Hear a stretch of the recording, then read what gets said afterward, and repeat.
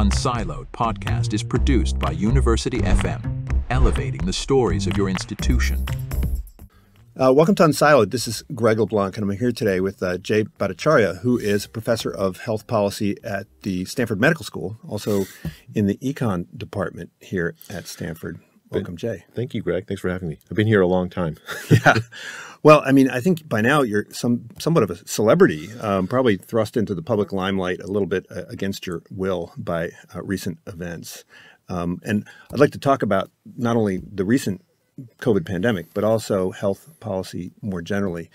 If you have a death in a hospital, or if you have a plane crash, or even now if you have a bank failure, usually what we do is some kind of postmortem. So after the fact, we try to figure out, okay, what went wrong? Why did this happen? How can we avoid the problem in the future? And I think when it comes to policy, we don't always do that. A lot of times what we want to do is kind of push it under the rug and pretend that, we're never going to encounter something similar in the future. I'm a little worried about that. Interest in COVID has sort of dwindled. And I remember the 1918 flu. I had a relative that died in the 1918 flu, and my parents never talked about it. It was sort of more or less forgotten. So how can we make sure that we, as economists, do a good job of dissecting the problems, not only with pandemic preparedness, but also pandemic policy response? That's a really good point, Greg. The thing is, what happened during the last 4 years was so traumatic, so impactful on the lives of essentially basically everyone on Earth, costing so much. I don't see how we can actually just move on as if nothing had happened. It cries out for an investigation. It cries out for, like, after the Challenger crashed in 1986, the space shuttle. There's this like investigation into problems at NASA, and there's that famous O-ring moment where Richard Feynman, the famous physicist from Caltech, dips the O-ring in front of the congressional committee and says, "Oh, this is what caused the crash." And there's all these like reforms that happen at NASA afterwards. We need desperately something like that. We need some sort of honest evaluation. In fact, I wrote a blueprint for this on something called the Norfolk Group document. It's with a whole bunch of my friends. We wrote this. It's an agenda for how to conduct something like this. We've had a few of these evaluations. Like, for instance, in the UK, they have a COVID inquiry, but they're not asking any of the right questions. Their premise is, oh, we just didn't lock down early enough and hard enough like China did.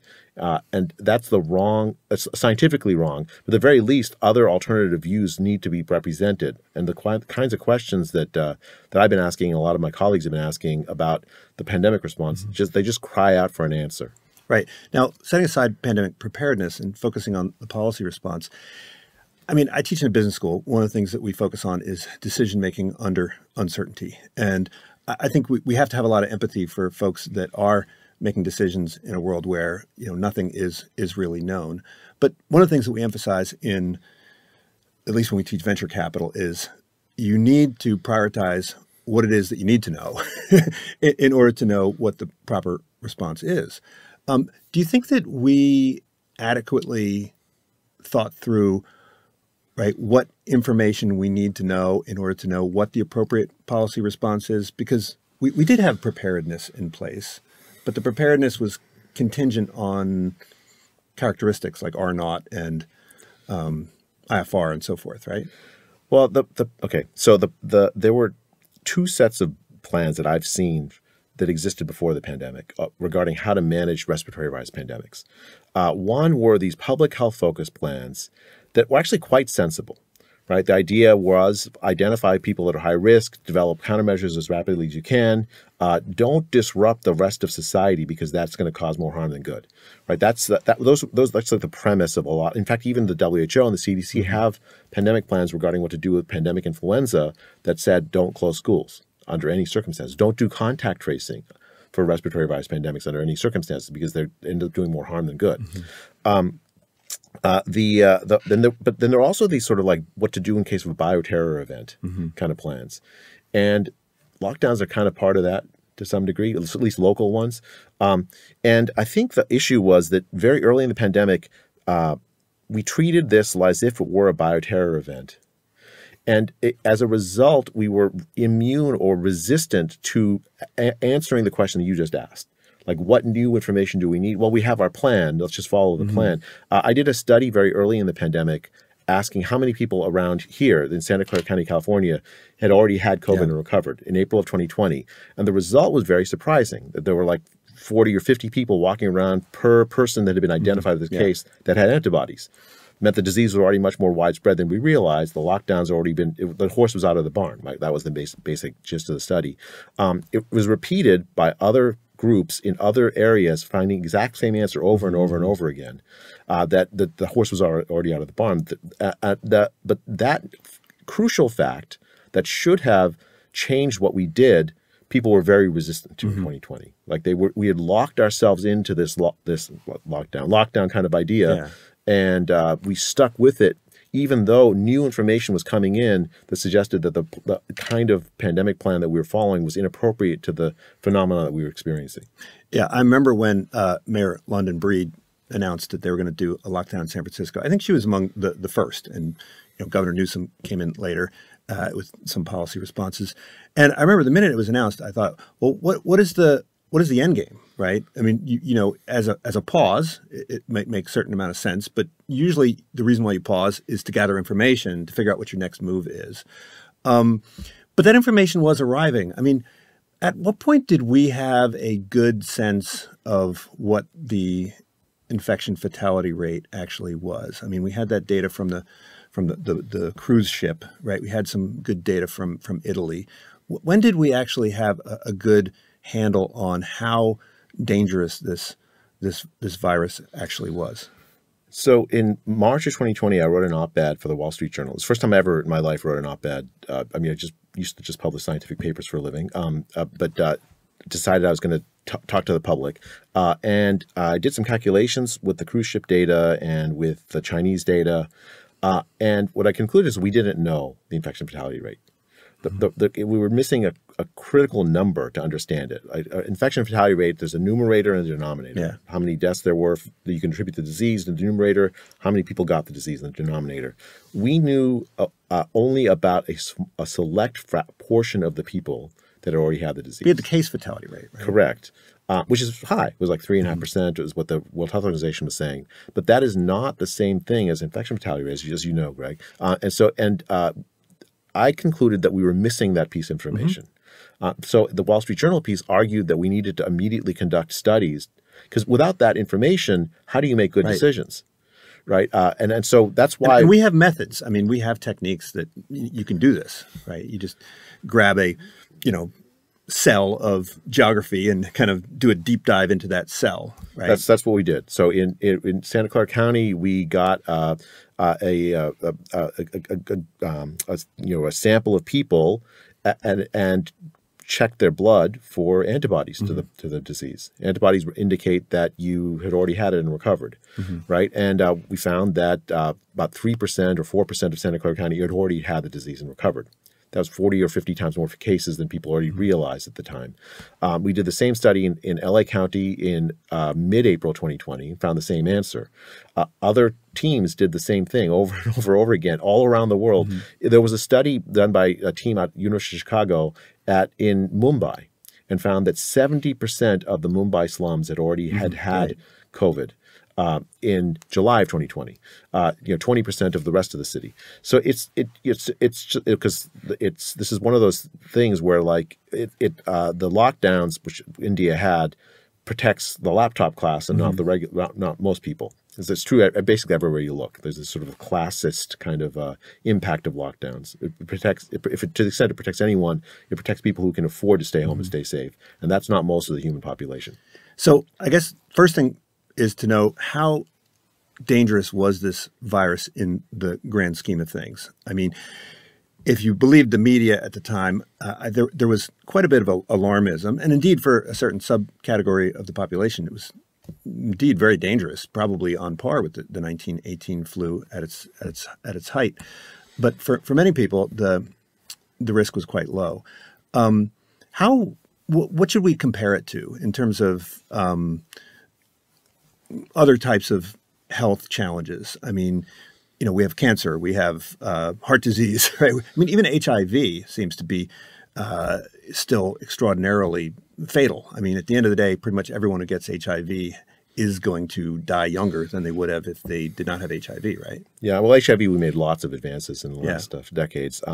But I mean, it's like the flu and not like the flu, right? The infection fatality rate is higher than the flu on average. But the key thing is that's not the key epidemiological fact. And this we knew even before the IFR studies in April.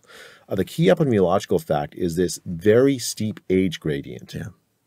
So you have an identifiable characteristic that correlates very, very strongly with the risk people face, right? Where young people, especially children, face vanishingly low risk of dying if they get it. This is in 2020. Yeah. Still, I mean, this is like even at the earliest days of the pandemic, this was true. Where older people, the infection fatality rate, it turns out was something in 2020 was something like 4, 5, 6%. Very, very high rates of death if you're over the age of 75 or something, or 80. So you have this like steep, and it's not like 1-0. It's continuous, which makes it even more complicated, right? So every 7 years of age, you double the risk.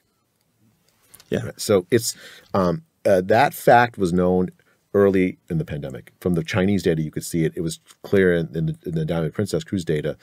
That epidemiological fact then suggests a response to focus your attention on, to focus the resources on the people who are at the highest risk from the disease. And that's older people. Right. The other epidemiological fact that was known even before the seroprevalence studies was how easily this disease spreads.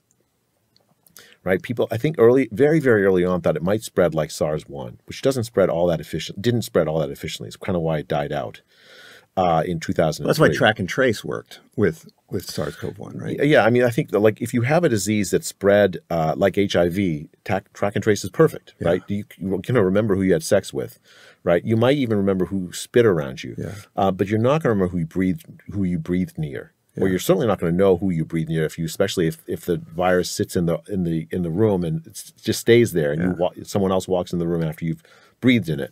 But we did have a lot of initiatives around track and trace, right? It was a tremendous mistake. We invested an enormous amount of resources in collecting your data when you went to any kind of public transportation or anything. They would ask you for your contact information. And so I think that was a tremendous mistake. I mean, in fact, I wrote about this in 2020. The title of the piece I wrote was on the futility of contact tracing. It got me in some trouble with the med school, but I think I was right. The problem is that a few things. One is this disease can be spread even if you have no symptoms. Right? So track and trace then means that literally everyone on Earth is a biohazard. And if you structure society with that premise in mind, you're going to cause tremendous damage, psychological damage, physical damage, economic damage that will end up being worse than the disease you're trying to protect against, at least in this case.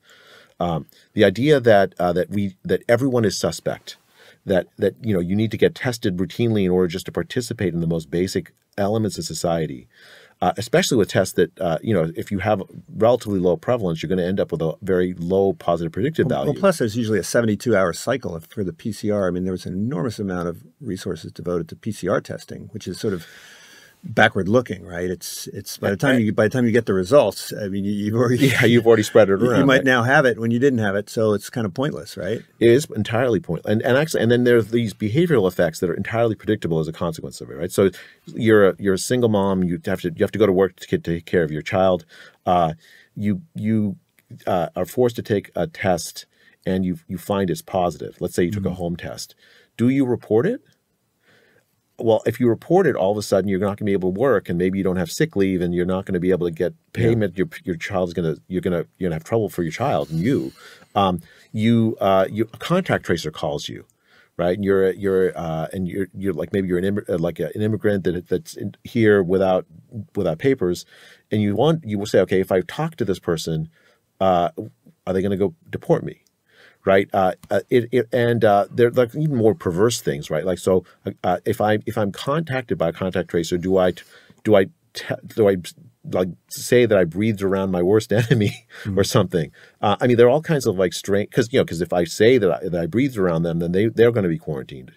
right? There's all kinds of like strange things, strange incentives that are created when the process of exchanging diseases is just breath. Especially when it's not verifiable, and you end up with a regime. It's almost a totalitarian regime. Everyone's looking at each other as if they were like enemies, and that's exactly the mindset. Though even the lockdowns themselves, I think there's a psychological kind of aspect to them where if you impose this idea that you ought to be so scared for your own life, 3, 4, 5% mortality, literally for everyone, even young people. And then you tell people, okay, you have to disrupt everything about your life. It's going to create more fear, which is then going to create demand for more irrational interventions. Well, I teach a course. One of the topics has to do with the divergence between subjective and objective attitudes towards risk. And it seems like there was a huge divergence there. I mean, even in spring of 2021, I was teaching a class with PhDs and financial engineers, and I just asked them, like, what do you think the probability of death is contingent on infection for a 30-year-old woman with no comorbidities and no vaccine? And they were off by multiple orders of magnitude. Yeah. I mean, this is over a year into the pandemic. Was this a failure of public health communication, or was this in some sense a part of the policy response? In other words, was the provocation? I understand why, media would have an interest in stimulating fear and anxiety, right? If it bleeds, it leads, right? That's how you get clicks. But why didn't the policy makers and the public health people work hard to provide a more accurate assessment of the risk? I think the second thing you said is absolutely true. I also think the first thing you said is true, right? So it's both a failure and also an intentional strategy followed by public health officials. It extremely unethical policy, right? So in the UK, for instance, they had something they called a psychological nudge unit. Nudge being behavioral economics, right? So, and the idea was to use behavioral economics techniques to like get people to comply with the law, with the lockdowns.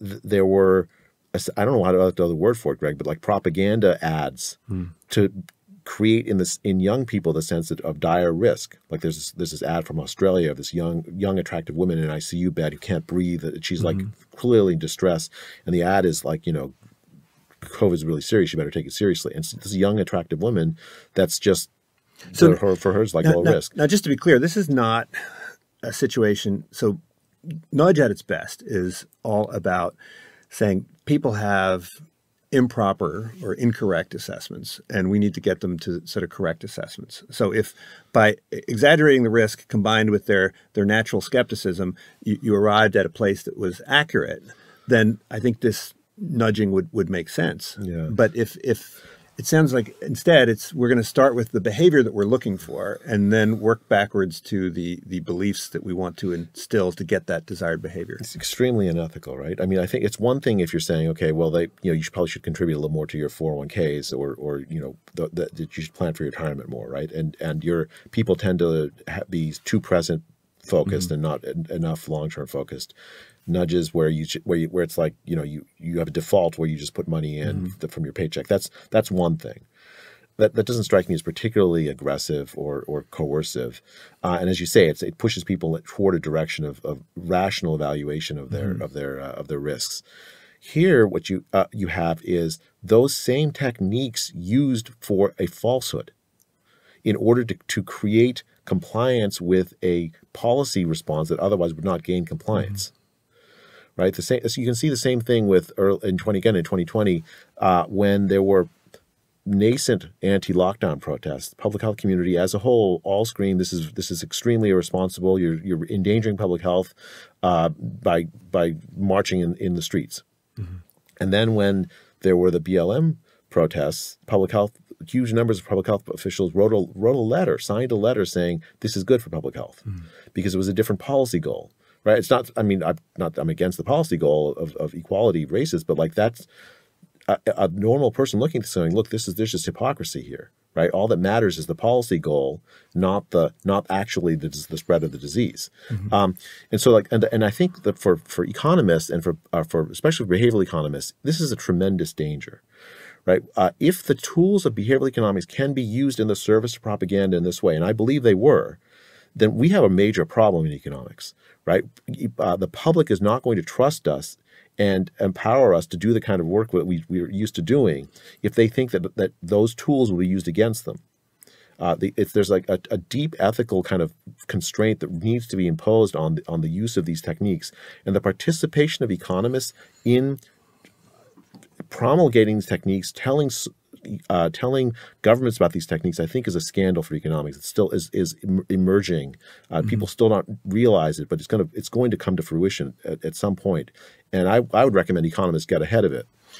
Well, okay. I understand why you might want to induce false beliefs in order to get some desired policy goal, but why? I mean, it seems like the policy goals themselves were formulated based on this false belief, right? That there wasn't this gradient. I mean, do public health people and epidemiologists, do they actually dwell on these averages? I mean, I teach statistics and I say, the average human has one testicle. This is accurate and useless information, right?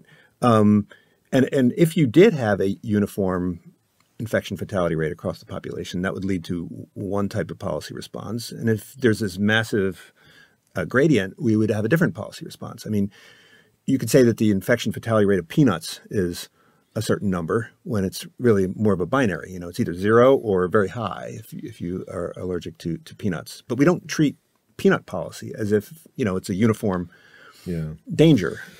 So the key number, I think, to understanding that is not the infection fatality rate, although that does matter. And it's not even necessarily the gradient. To understand why public health undertook the response it did, it's a misunderstanding about how likely it is for the disease to transmit. I mean, I think the SARS-1 kind of idea, actually even HIV, which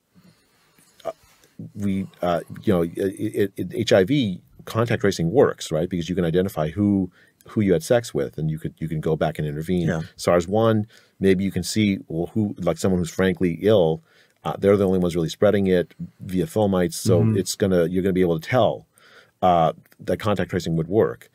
The idea that you can suppress a disease close to 0 with the techniques that we use only have some strength in the context of certain epidemiological facts about the disease, right? How it's spread. Another fact that I think that didn't sufficiently get absorbed into the thinking of public health people is that this disease is harbored in non-human populations, right? White-tailed deer, I think I saw some statistic by end of 2021 or something at 85% mink, of white-tailed. I think ferrets, right? I mean, the all these Danes repositories, right? Yeah. Right. So this is not a disease you can get to 0, right? It's a disease that's very easily spread by aerosols. It's a disease that's ubiquitous and will be with us till the end of time. Right. But we know that, I mean, about the other coronaviruses. So I only learned at the time that there are these other 4 endemic coronaviruses, and there is some suspicion that the 4th one that arrived was the Russian flu, right? Yeah. And we saw this huge spike in mortality, and then it kind of became endemic. Why weren't we thinking about this as following the pattern that those other coronaviruses took? Okay, so I don't know for certain. Here, I have two kinds of ideas, and both might be true, both might be false, but I'll just tell you what they are to answer your question. So one has to do with personnel. The people that were at the very top of the pinnacle of infectious disease policy in the United States all came up through the HIV era. And their instincts were honed on HIV. The epidemiology of HIV. So we're fighting the last war, basically. Yes. Yeah. And so a lot of the crazy kinds of ideas that were used ineffectively to try to address this, contact tracing works great with HIV. The use of physical barriers to reduce the probability of spread of during contact. Works great with HIV. The idea that there is no immunity when you get the disease, well, that's true for HIV. The idea that almost all of the harm from HIV is long AIDS is long HIV, right? That's true for HIV, but it's not true for COVID. So, but the instincts are honed of people like Tony Fauci, Francis Collins. He wasn't so much HIV, but he was sort of trained in that era. Rochelle Walensky, the head of the CDC. All these people, Birx, Deborah Birx, who was the chief advisor to President Trump on COVID. All of these people their instincts are trained on HIV, and their instincts about policy for infectious disease control are honed in HIV. And it was entirely dysfunctional to use those instincts to try to address this different, very, very different disease with very, very different epidemiological characteristics. That's theory one. I think that theory one works really well to explain almost all of the policies, but does not explain lockdowns. Right? We never imposed a lockdown. In fact, the public health community is very good about not imposing severe lockdowns as a way to manage HIV. Lockdowns, I think you need to go back to the earliest days of the pandemic, and I believe there's sufficient evidence to conclude that this was a lab leak. This is a leak that lab leak that happened, a lab accident that happened in China sometime in fall 2019. And I think I think that's a consensus view now among. I mean, there's still virologists that are fighting tooth and nail to make it not consensus, but I think that the evidence certainly there was. Let's just leave aside whether it was or wasn't. It certainly is true that a substantial number of people inside the U.S. government thought it was a lab leak, and worked to cover that idea up. So if you think it might be a lab leak, with an agent that is the outcome of some essentially a bio offensive weapon. So it might be more dangerous than it immediately appears. Yeah, I mean, you can't tell from the genetic sequence what the epidemiology is going to be, but you're like, okay, we got to treat this very seriously. It is a coronavirus, so there's that, but it's like so is SARS-1. SARS-1, like local quarantines worked, in Shanghai and in Toronto and elsewhere. So okay, well, why don't we treat it like that? Then when the disease just pops out of control in Wuhan in January 2020, and the Chinese government fully locks down a huge province of millions and millions of people, locking down in ways that Americans can't even begin to comprehend, right? Like they locked the apartment doors so that you couldn't get out. So we inferred from their policy that they must know something that we don't know, perhaps. Yes. Yeah. And we conferred from their policy that those lockdowns worked. Right? The WHO sends a junket to China in February 2020, including one of Tony Fauci's aides, and they come back with the conclusion that what China did worked. And we got to decide. But I mean, look, I remember as soon as they announced, I was like, there's no way. I mean, the cow is out of the barn. And it seemed obvious to bystanders that this thing was incredibly infectious. And if you know anything about geometric reproduction, you know that this game over. But wouldn't you also be able to verify that relatively easily by just putting a bunch of people in a room and running some experiments on them? I mean, if you have trillions of dollars at stake, contingent on some assumption. And we teach this in economics, right? As an economist, you make your assumptions explicit at the beginning, and then you work your way through the model to the conclusions. But then at the end, you say, now, of course, remember that this is all based on this assumption. And if you pull out the assumption, then you have to come to a different conclusion. So we call that sensitivity analysis, right? And we do that in business. We do that in economics. Wouldn't it make sense to do that and say, if our entire policy response is based on a model of disease transmission that we don't really know if it's accurate, why not just test it? Put people in a room, have them breathe on each other, have them cough, have them sing, or do natural experiments. I remember these studies about people in restaurants and people who were singing in church choirs. I mean, it seemed like we had pretty good evidence. We had great evidence. I mean, it was very, very clear that it spread very differently in SARS-1, that it was spread by aerosols. Like there was this paper in, I think it's like January, February 2020, I saw this, of this restaurant in China of one guy at the side of the air restaurant. conditioning behind his yeah, head. and he spreads it the other side. It's like, okay, that is an Yeah. aerosolized disease, right? So that just at that point, I'm like, okay, this is going to spread literally everywhere. Yeah. There's nothing we are going to be able to do to stop it from spreading to the entire ends of the earth. Yeah, and even if you completely eliminated it in China, I mean, it's going to be in India, it's going to be in Africa, it's going to be in Latin America. During the lockdown in China, there was reports obviously in Italy, Iran, Sweden, the United States. The first case was January 20th, I think. Or that was the first official case in January 20th, 2020. Or 20, might be 18. I forget the exact date. But yeah, it was. I mean, so the idea that it wasn't already seeded everywhere was obviously counterfactual. But to get back to your question. I think that that a lot of the thinking of the people that were making decisions around what to do were made in the midst of panic. And in that midst of panic, it is very difficult to think rationally about whether the assumptions that under which I'm making these decisions are true or false. Wait, is that a personnel issue? I mean, like, you don't want a pilot. You want Sully. You want the guy who's going to land you in the Hudson, right? Like, why aren't we appointing those people, right? You want, like, military people are selected to not panic. Pilots are selected to not panic. Public health people are not selected to not panic, right? We're not used to dealing with wide-scale catastrophes. That we're usually it's like a field where you're like there's long-term problems like chronic obesity or whatnot, but frustration around being able to get the right message out and convince people they're right, but it's not a crisis. Here you have a crisis where the entire world is looking at you and you got to decide, what do I say?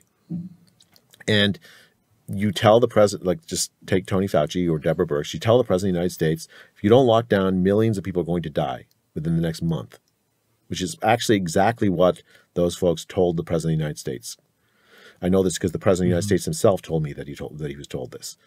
And so what do you do, right? If it turns out the assumptions on which you made that assessment were wrong, like what happened was, as new data came in, they blinded themselves. In fact, worse than blinded themselves. They're anchored on yes. Their priors. Yes, and they decided that anyone that undermined or questioned their priors was somehow evil or wrong or wanting to cause damage to the world.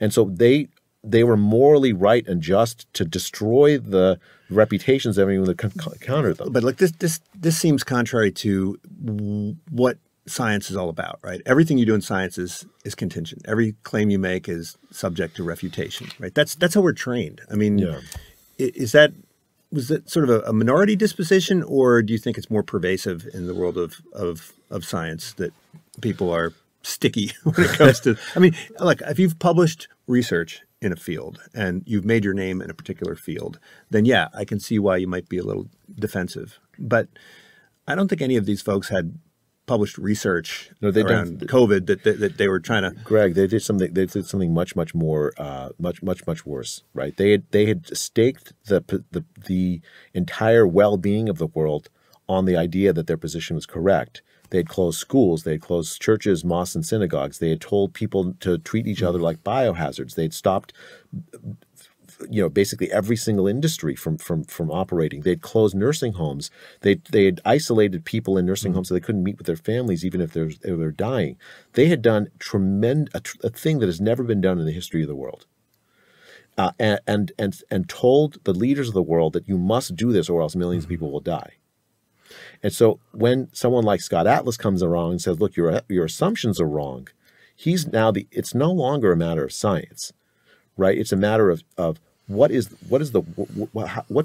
my reputation going to be in history, right? It's like, on less impactful things like what are the laws of physics? You had Max Planck saying that science advances one obituary at a time, meaning that the old guys have to die off with their old theories because they will never admit they were wrong, right?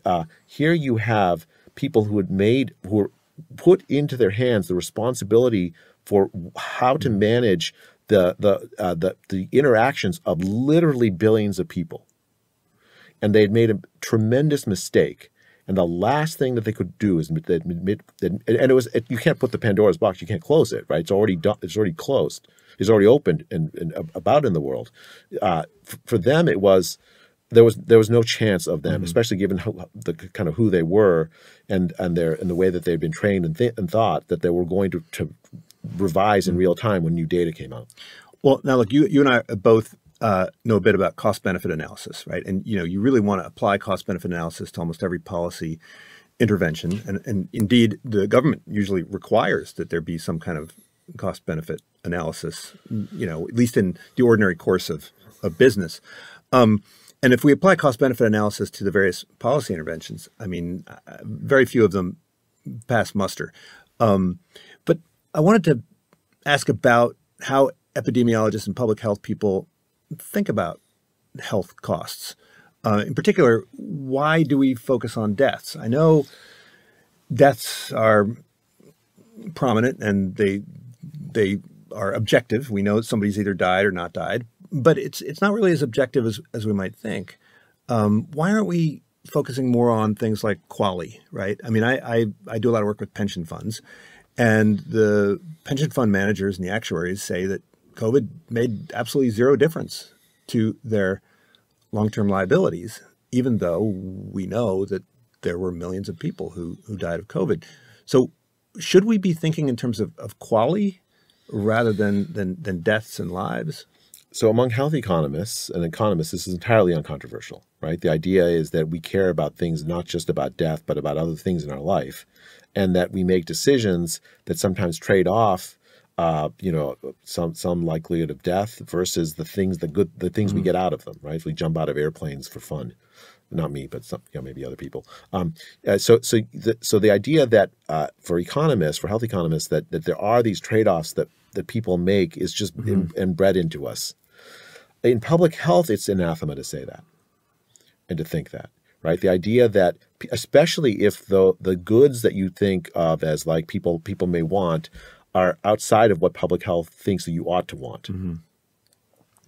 I mean, just an example. I mean, I think smoking is a terrible thing, but the economics of smoking, the literature talks about, well, people must get some joy out of it, or else they wouldn't do it, even because it raises their likelihood of lung cancer and death, and yet still people do it. Therefore, they must be getting something out of it. But I mean, as a public health problem, smoking is far more serious than COVID ever will be, right? Yeah, I know it's killed incredible numbers of people. I mean, I think 500,000 people a year, right? And so I think that the campaign to reduce smoking pretty much to zero, I'm completely on board with it. Right, it makes complete sense to me. But at the same time, as an economist, I have to understand. I understand that people do it for a reason. Right, they're not doing it because they're stupid. It's because they get something out of it. Right. So implicit in that is this like trade-off in the mortality versus the quality of life. That's embedded in how economists think. But especially for public health people, that is a suspect idea. And especially during the pandemic, it was a suspect idea. Especially if you were to say something like, for instance, in the early days of the pandemic, if you were to say, well, shutting down the economy is going to cost trillions of dollars. The response would be, well, you're just an economist. You may as well be Mr. Scrooge. You just care about money. You don't care about life. Yeah. I remember hearing quite a bit, right? Yeah.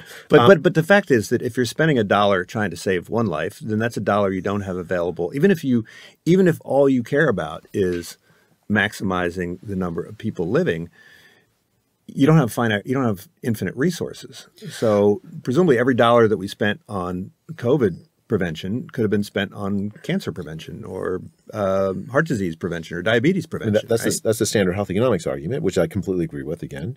So I'm not disagreeing with it all with this. But I'd go even further in the context of the COVID response, right? So if you shut, for one major thing that's happened, a good thing that's happened in the last 40 years is that almost 1 billion people have been lifted out of poverty. And the reason is that we have the developing world has become richer, right? The part of what that meant, the way that it happened was that we had these trade agreements that brought in the developing world into the World Trade Organization and other and essentially the global trading markets. And the countries, the poorer countries, they reorganize their economies to fit in with the West. That's what brought 1 billion people out of poverty. The lockdowns essentially were a violation of that promise, right? Which the West basically said, we're going to pull up the drawbridge because we're scared. And all of those trade promises we made to you are gone. The markets that we promised to you are gone.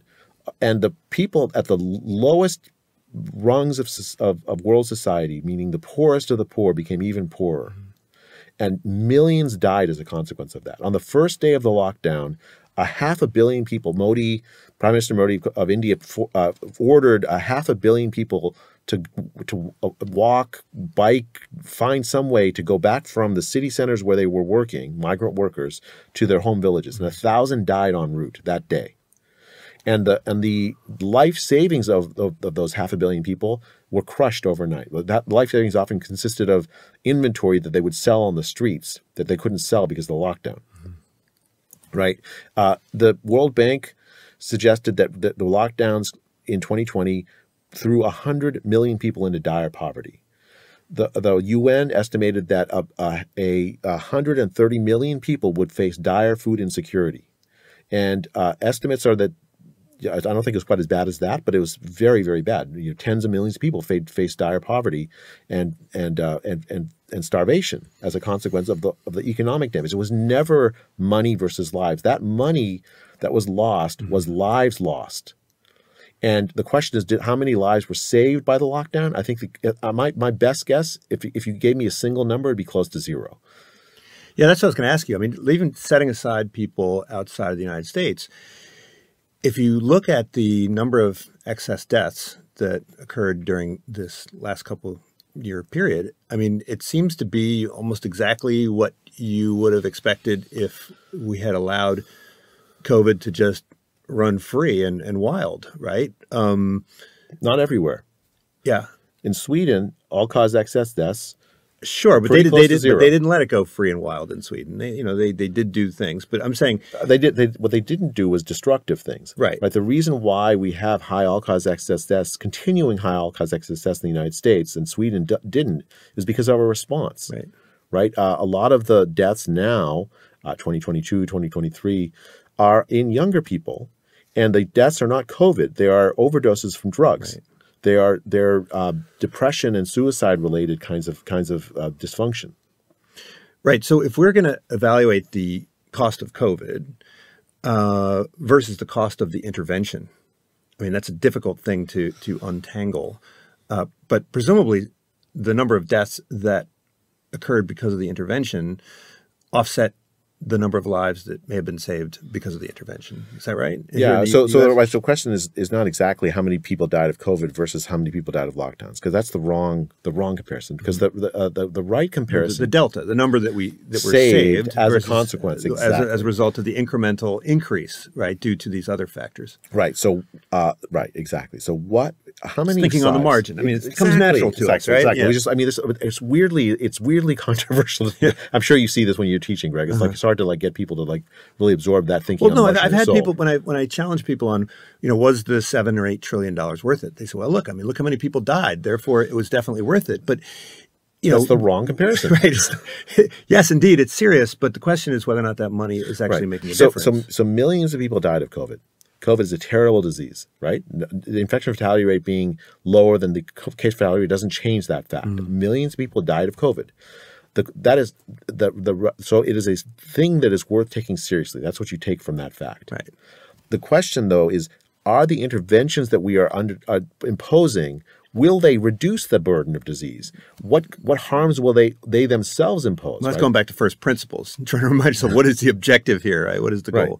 And I think that the evidence is, especially if you compare the Swedish response, which is much less burdensome, much less focused on mandates, much less focused on coercion, and much more scientifically based, focused on protecting the most vulnerable people, for instance.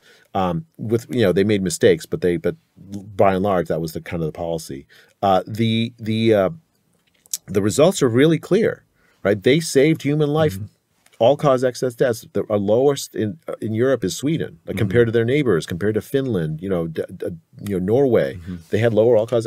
Germany, forget about it, right? Yeah. The UK, the US is it looks miserable. Florida has lower all-cause excess deaths than California, and Florida opened its schools in fall of 2020. In California, my kids did not go to the inside of a classroom for a year and a half.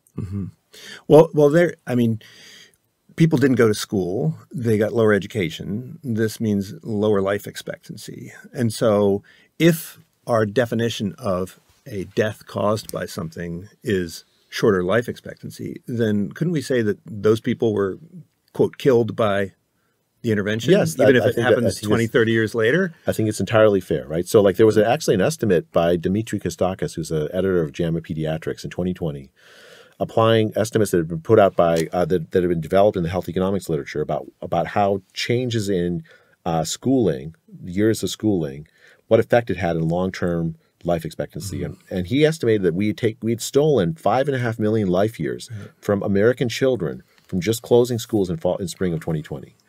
And yeah, those are, I mean, I think the next generation, when they look back at us, will view us as tremendously irresponsible stewards of their well-being.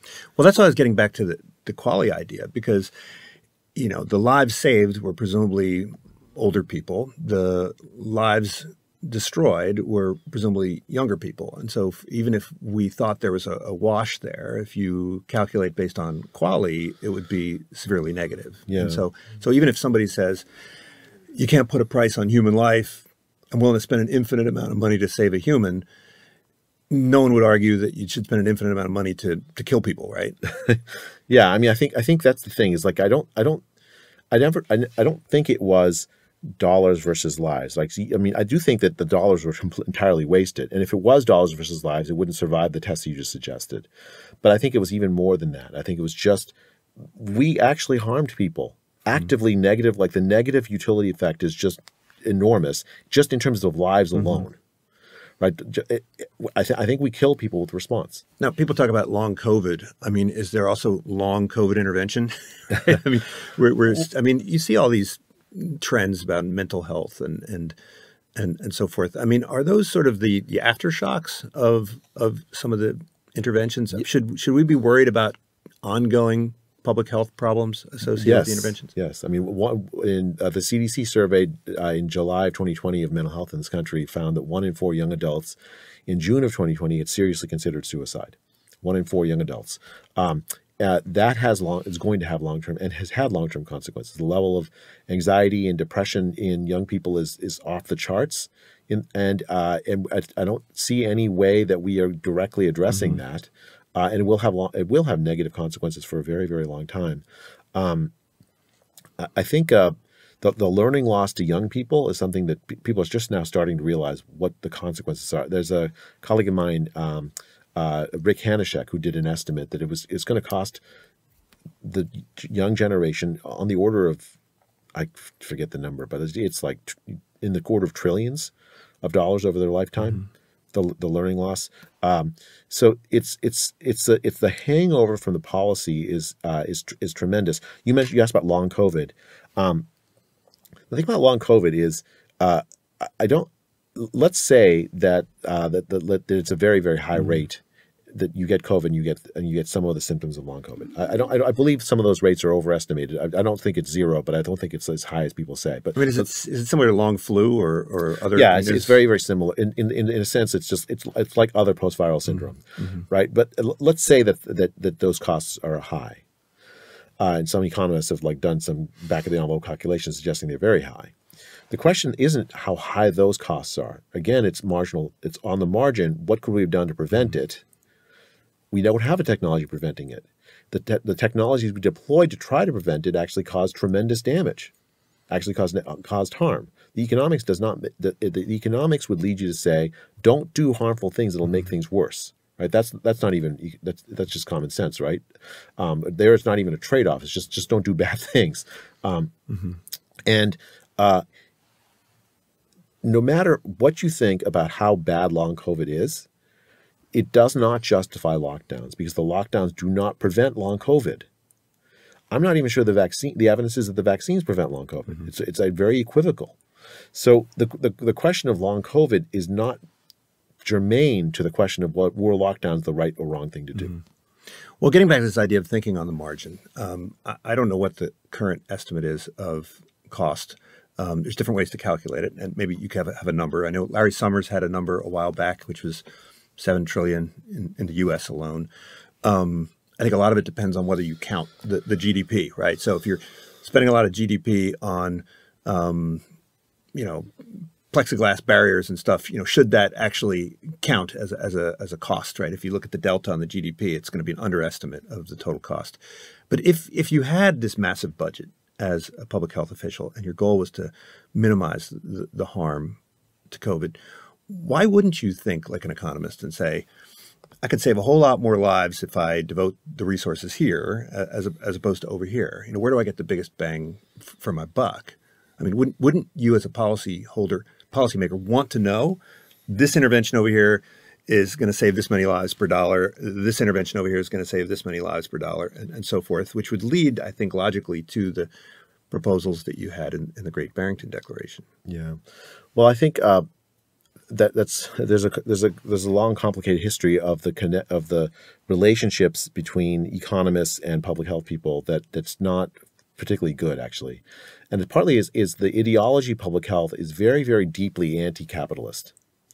And is populated by people. But come on, even the Soviets did cost-benefit analysis, right? The Soviets were smarter about this. I mean, they had their like long and longer kind of models to do these like computable GE kind of things. I mean, they were capitalist at heart and stuff. They just except they were playing at it. There's this like idea that the capitalist economies are inherently bad and wrong, and that therefore economists that talk about cost benefit, which actually you'd want to do them even more in a socialist economy, right? They take on even more importance in a socialist economy than a capitalist economy. That somehow economists are somehow amoral and don't belong in the public health conversation.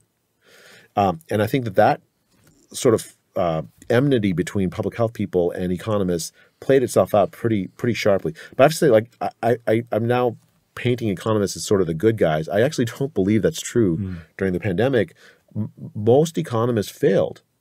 I wrote a piece about this. There essentially, especially in 2020, you had economists like Austin Goolsbee saying things like, look, the lockdowns have zero marginal cost.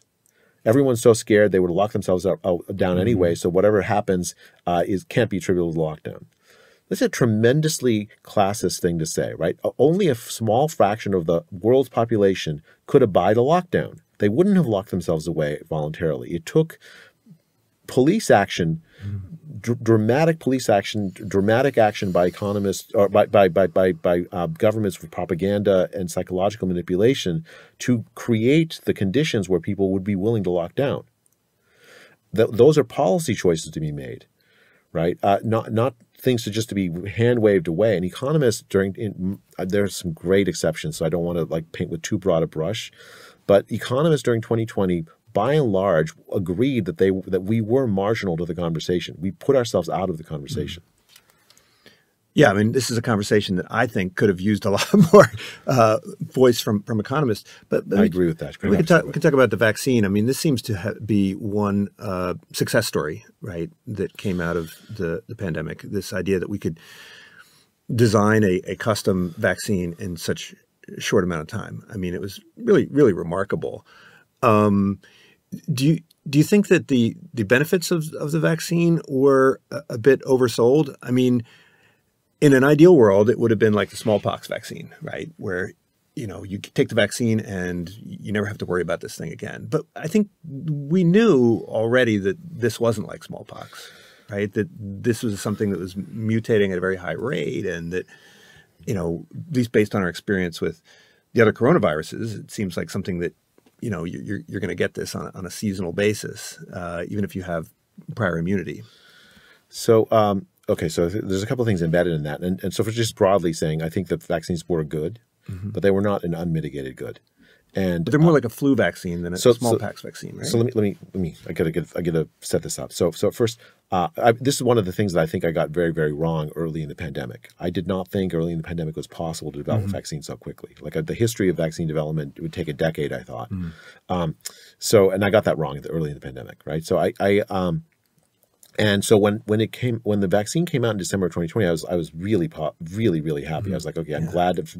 Could never been so happy to be wrong about something. Light at the end of the tunnel, right? Right. But the thing about the vaccines The question is why did they get developed in a year?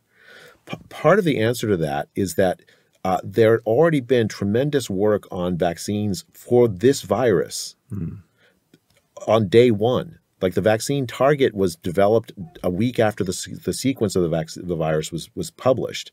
And if you believe that the pandemic itself was the consequence of that work, which both led to the virus being spread in the world and the vaccine, that changes how you think about the rapid development of the vaccine. So there's that, and let's just leave that. But let's just leave that aside. You have December 2020. You have a vaccine. The vaccine trials, they don't actually look at whether the disease, whether they prevent you from spreading the disease. Vaccine trials are run for about 2 or 3 months. So you know that for 2 or 3 months with this ancestral strain, it reduces the risk of getting symptomatic infection. Right. But the end point is not of the trials. They don't look at all-cause death. Wouldn't that be the thing that would matter? I mean, I know it's a small sample size. I don't know what the power of it was. There was 40,000 people. But the all-cause mortality rate was the same in the treatment and the control, right? Yes. In the Pfizer study, as I understand. That's correct. And that seems like something you don't want to kind of brush over. I mean, I don't know what it says anything, but wouldn't you feel a lot more comfortable if you had a sort of lower mortality rate? Yeah. I mean, I think the problem was that they in the vaccine trials, it's easier to recruit young people than old people. Yeah. And old people are the ones who are most likely to die from the disease. Yeah. And so if you wanted to run a trial of 40,000 people and have sufficient power, you really needed lots of old people. Yeah. And the trial tended to have younger people. I think that's why they decided not to look at all-cause death. But isn't that kind of like seeing if you can come up with a peanut allergy vaccine and you test it on people who don't have peanut allergies to some degree? Right. Yeah, I think it was a mismatch between the design of the trial and the public health needs, the information the public health needed. Yeah. Okay, so December 2020, you have a vaccine that reduces symptomatic infection by 95% for 2 months. You don't know if it prevents you from dying with any certainty.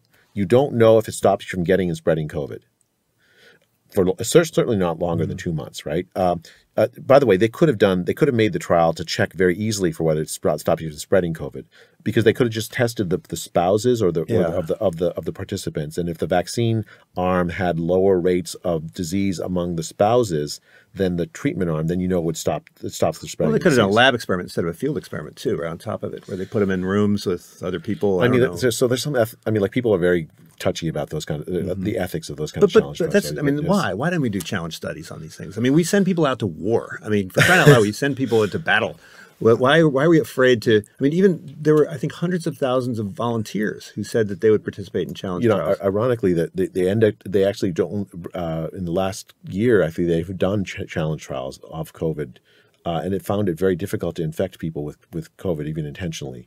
In 2023, they did a challenge trial just recently. So why didn't they do that in 2020? Well, so I mean, I can.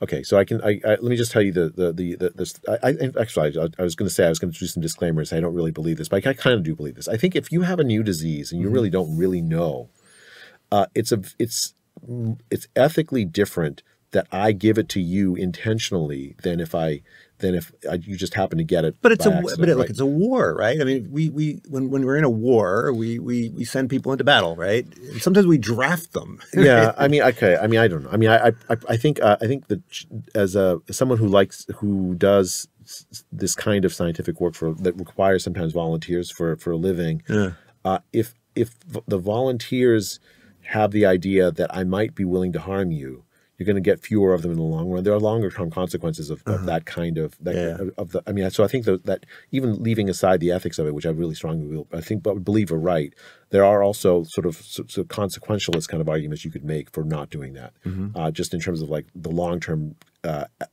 ability to run these kinds of studies at all. Well, we got the scientists do it. Right. Remember, was it that drank the H. pylori? Right? Yeah, but he was doing it to himself. That's Barry Marshall. Like, yeah, he won the Nobel Prize for that. Yeah. So all right. So you have so to put yourself in December 2020. You don't know if it stops the disease from transmitting. You don't know how long it's going to last. You don't know if it saves lives. Right. It probably saves lives. It probably does. If it stops you from getting symptomatic infection, well, you have to get symptomatic infection to die from COVID, right? So that means it probably saves lives.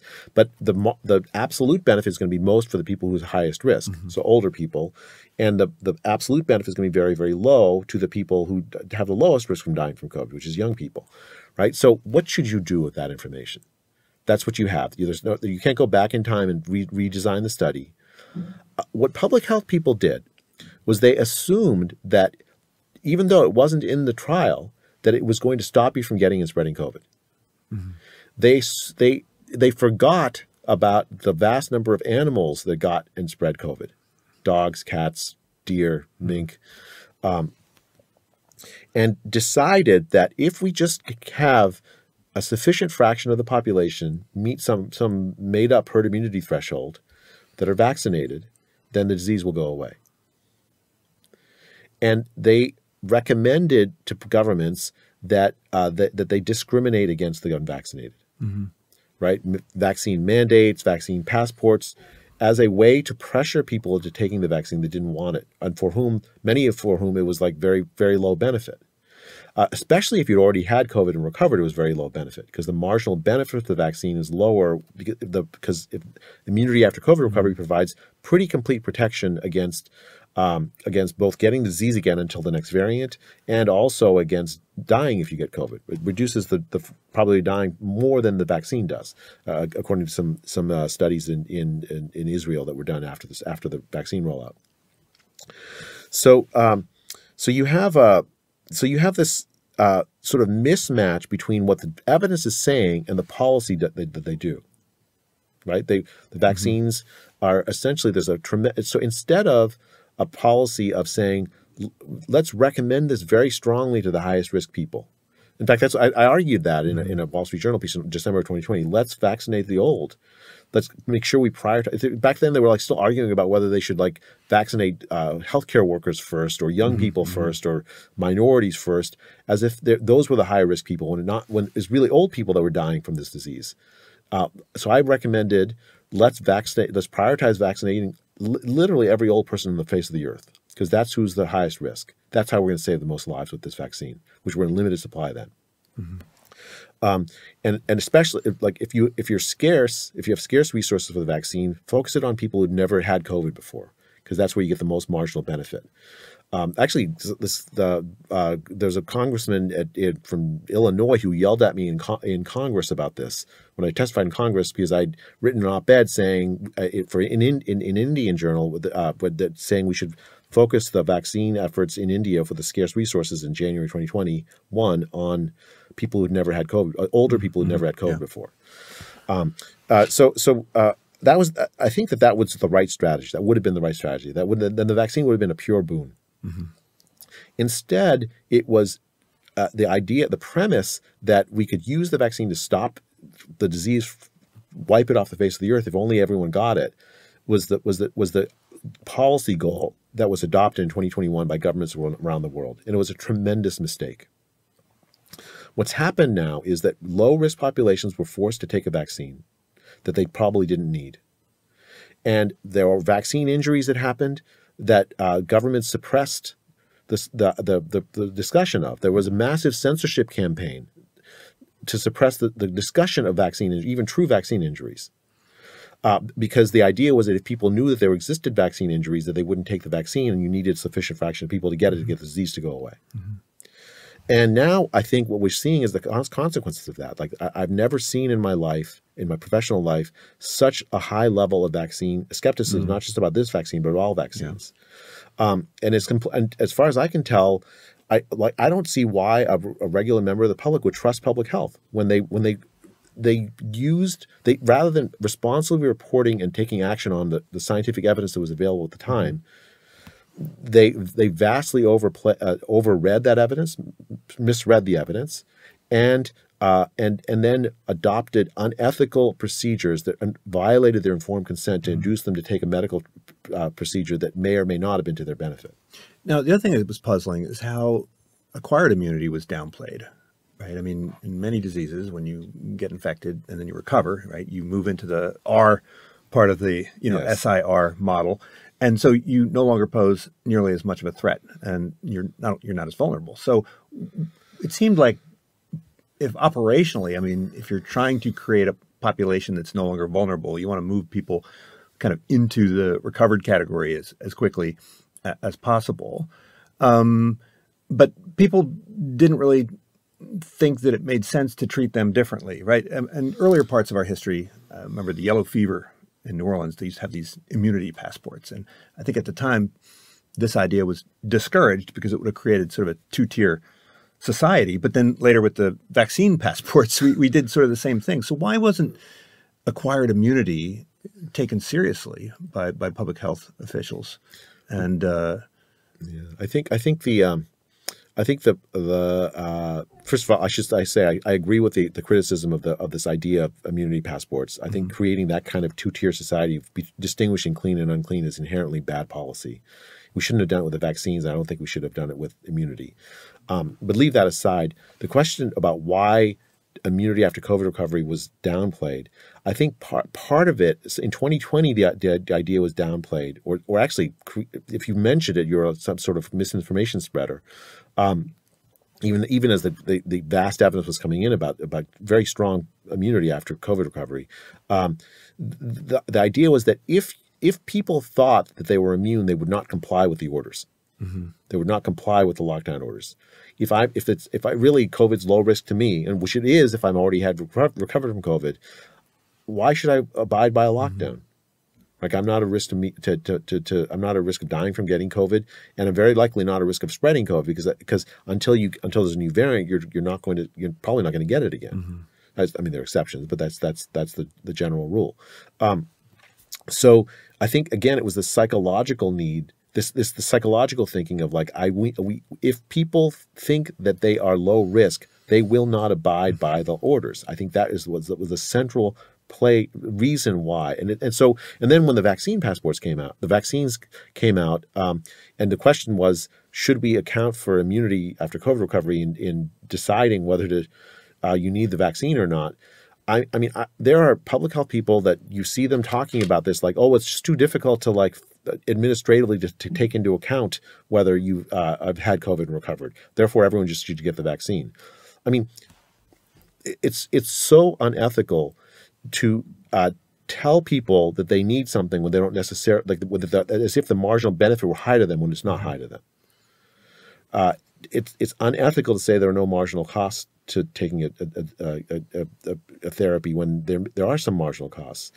And so that's why I say the vaccine, I think, were a good, but they were not an unmitigated good. And I think the aftermath of that, of the tremendous mistakes that public health made in the rollout of the vaccines, and that governments everywhere made in distinguishing clean and unclean on the basis of vaccine status, are going to be with us for a very long time to come. And it's going to be very difficult to overcome that. Well, two more questions about policy. One is the idea of flattening the curve, right? So my understanding is, we're going way back in time, but when flattening the curve was introduced as a policy, I think the main concern was around bottlenecks in the healthcare system. And this puzzled me for two reasons. One is that it didn't seem, at least initially, that hospitalization really did much for you. And I remember in the 1918 flu, everyone would go to the hospitals, and the consequence was that they would just infect everybody at the hospital. So were we able to actually provide any incremental relief at the early days? And secondly, if the concern was around these hospital bottlenecks, why didn't we expand hospital capacity? I mean, that would seem like an alternative way to kind of deal with the bottleneck issue. Yeah. So in the early days of the pandemic, I mean, people looked at what happened in Wuhan and in Bergamo, Italy, and then in New York, and they were convinced that this was going to happen in every city on earth. And so they were very, very scared about the capacity of hospitals to deal with this massive influx of patients. And so I think that's what you're talking about, the flattening. Yeah, I mean, curve, well, right? there was an early study, I think it was in Veneto, where they told everybody to stay away from the hospitals. And in Lombardy, they said, come to the hospitals. And Veneto had a much lower, infection rate. Right. So the issue was that, like, as soon as they just imposed the lockdown, what actually happened, the way that the hospitals emptied out, was that people that needed care didn't go. People died at home with heart attacks that they would have lived. So we had this huge excess capacity. I know a lot of people in the healthcare that were furloughed during the pandemic. And there were some, and like of course, there was tremendous pressure on hospital systems in New York and Bergamo, and during the pandemic, a few other places experienced that. But the modal hospital system in this country did not experience that, right? They were empty. And a lot of people that should have got care didn't get care for other conditions. Cancer screenings went down, heart attack treatment went down, diabetes management went down, stroke management went down. Basic fundamental care that should have happened didn't happen. And the costs of this flattening the curve was exactly that, right? This suppression of fundamental care that ought to happen. We decided that we were going to refocus all of healthcare to manage COVID rather than all of the myriad health conditions that people were really subject to. I think that was tremendously short-sighted. The second thing you asked is about excess capacity or expansion of capacity. We did try that, right? Here in Santa Clara County, we transformed the Santa Clara County Convention Center into an essentially a hospital, but it was empty, never used. Very, very, very few people actually ever ended up there. Even in New York City during the height of the pandemic, there was the Javits Center was converted into a sort of makeshift hospital, almost empty. The Mercy ship, President Trump sent the Mercy ship over to the harbor in New York, and again, not used very much. So you had essentially a very effective technique of we absolutely emptied hospital systems by scaring the living daylights out of people so they didn't go there, even for the most basic things, like I'm having a heart attack and I'm going to sit at home and have the heart attack instead of get care at the hospital. It was tremendously short-sighted, I think. And it's not clear to me that it actually ended up saving any lives. Yeah, I got a concussion in 2020 in the summer, and I went to a hospital up in Sonoma County, and it was completely empty. I had like 10 people giving me attention that I didn't need, and got a huge bill. They were hoping I had COVID, I guess, so they could get reimbursed. But last policy question, and maybe this is me speaking as an historian.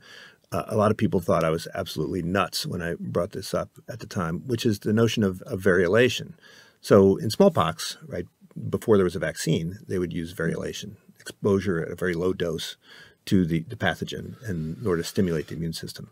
And it seemed like there was some relationship between viral load and mortality. Right? A lot of those doctors in Wuhan who were healthy young people died, presumably because they were overwhelmed by massive viral load. But no one ever considered, variolation was never on anybody's agenda. Why is that? I mean, I remember when I was a kid, chickenpox, that's what we would do, right? If one kid got chickenpox, all the neighborhood kids would be invited over because it's better to get chickenpox when you're young and not when you're old.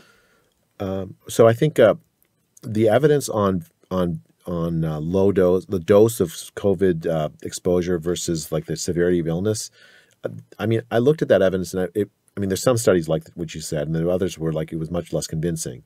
So I think like the evidence itself was equivocal on whether a low dose would or wouldn't lead to the same kind of consequences. But there is something related to that there was evidence that seemed less equivocal. I don't know, people might argue whether it was equivocal, which is the prior exposure to other coronaviruses seemed to provide some cross protection against severe disease on exposure to COVID. That there was some evidence of that. From like summer of 2020, I was looking at these studies of preschool teachers, for instance. Yeah. And so that I think I don't know what you would do with that from a policy perspective, but that seemed like it was pretty promising evidence. I think from a policy perspective, it's hard when you have equivocal evidence of such a vital topic, especially if I give you COVID and a low dose and it kills you, right? Again, do no harm is the principle, right? So it's just hard to act on that.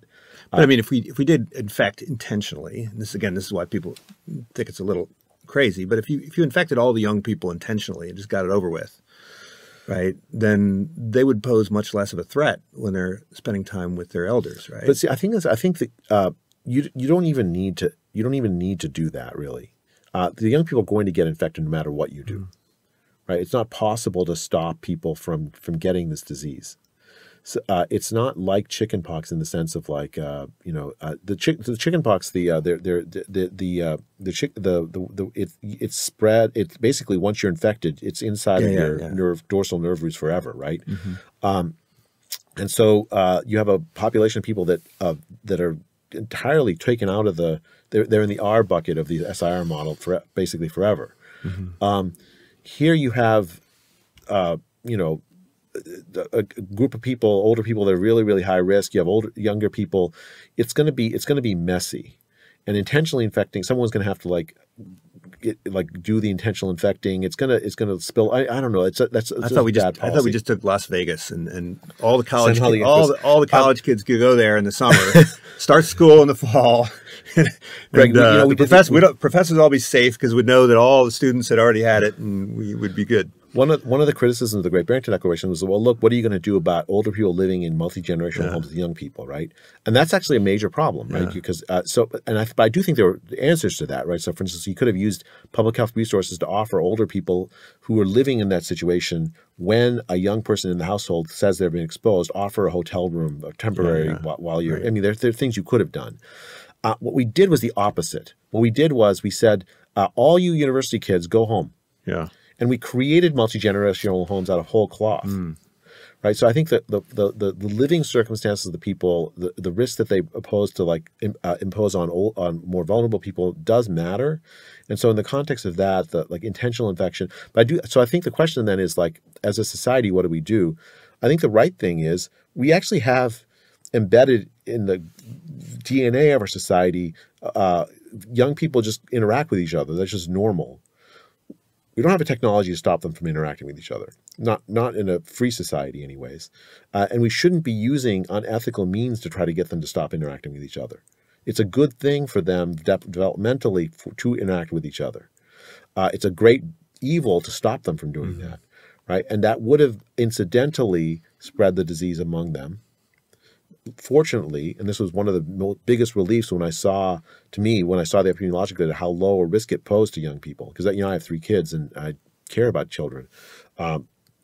It would be a very different kind of thing if there was a high risk young people. Then we'd have to think very deeply about what kind of policy response would be right in that context.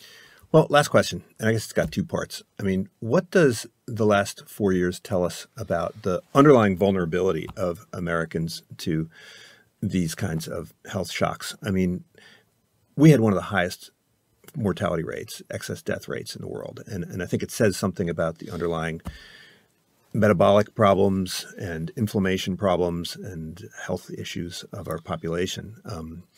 But it also says, in terms of the policy response, it says something about our vulnerability to mass contagion of fear and bad policy.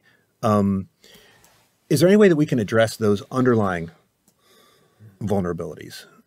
Yeah. I mean, there's the proximate cause. Okay, we can try to address that. But what about these underlying vulnerabilities, both mental and and physical?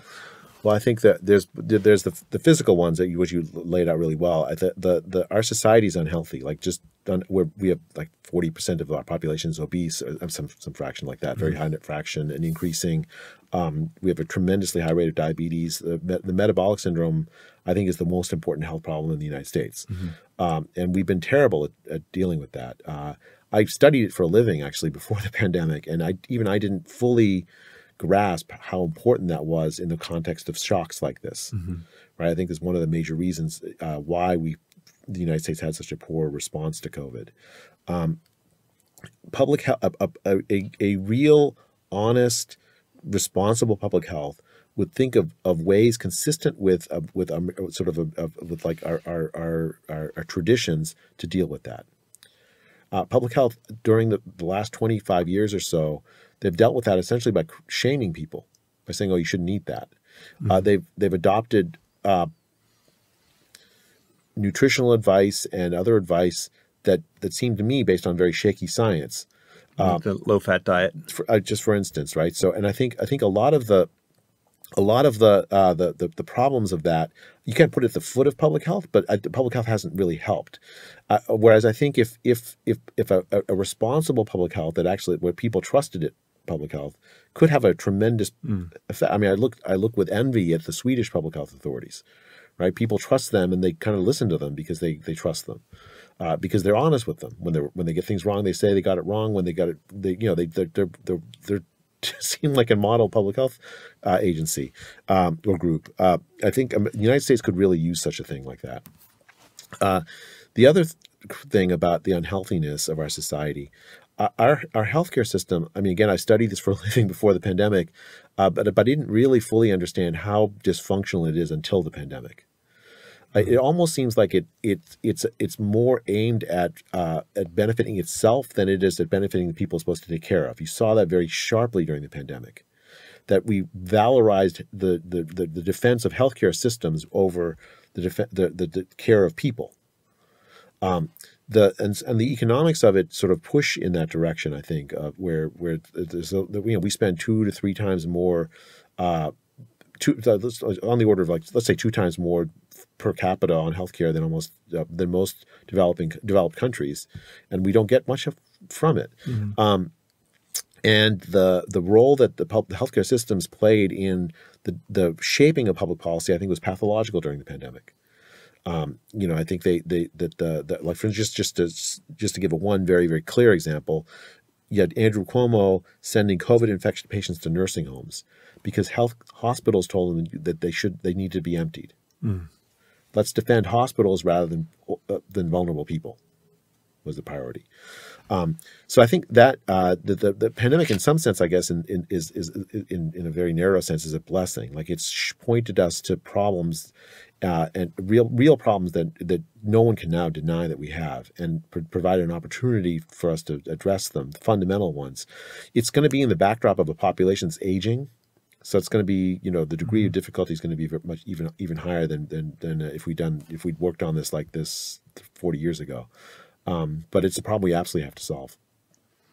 Well, the second vulnerability I think it reveals is this susceptibility to, mass psychogenic illness, right? Yes. Sort of. How do we address that? I mean, it seems like our intelligentsia, among which I guess we would be accused of being part, right? No longer. I mean, where are we failing? Greg, I'm on the fringe of intelligentsia thing, so I don't. But I think the intelligentsia, such as it is in the United States, absolutely failed this country during the pandemic. It embraced ideas that were at odds with basic American traditions. Probably the biggest failure is in the embrace of censorship as a tool of public health and of public policy. The idea that somehow we are so smart that we can identify and suppress all the misinformation that is out there, when in fact what we ended up doing was suppressing true information that was out there. And that we violated what I thought was a fundamental American civic religion, which is free speech, like devotion to free speech. We violated basic fundamental ethics, like informed consent for medical treatments. We violated what I thought were like basic commitments to our children, like let's have our kids go to school. So I think that if we don't take those seriously and try to get at root what is the problem with our academies that produce people that will not take the most basic things so seriously, like that will somehow, in the midst of panic, overthrow those things that are absolutely fundamental, I don't see why people should listen to us. Well, Jay, thanks so much. You're definitely worth listening to. And so I enjoyed chatting. Hopefully we'll chat again soon. I'd love that. Thank you, Greg, for inviting me. Okay. Unsiloed podcast is produced by University FM, elevating the stories of your institution.